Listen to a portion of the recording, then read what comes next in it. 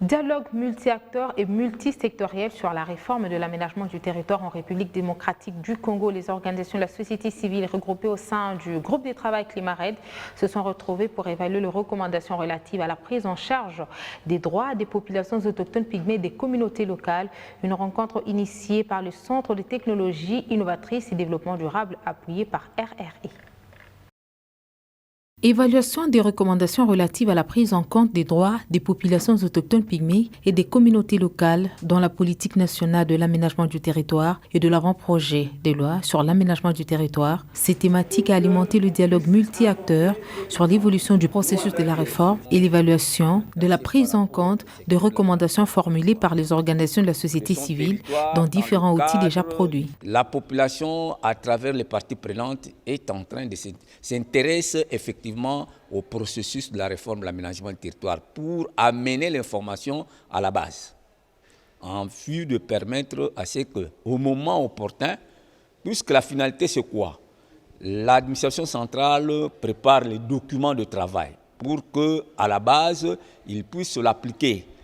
Puisque la Constitution nous recommande que l'article 204 de la Constitution dit que l'activité d'élaboration de plans d'aménagement, c'est une matière de la province. Et donc, la province ne pouvant pas élaborer le plan d'aménagement sans pour autant être orientée.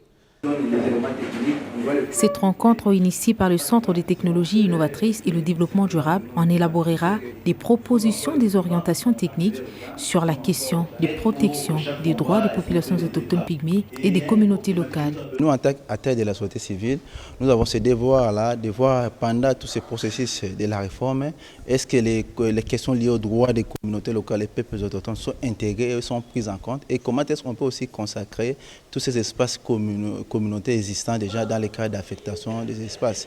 On a aussi insisté pour intégrer les principes liés à la sauvegarde environnementale et sociale.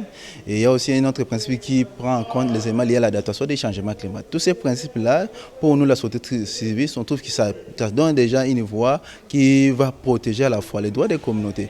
Par après, on doit maintenant essayer un peu de prendre ces principes, d'écouler ça en loi, donc ce qu'on appelle la loi d'aménagement des territoires, qui va essayer un peu de mettre des articles pour protéger et s'assurer que ce sont des choses qui sont consacrées dans une loi qui sera promulguée par les chefs de l'État.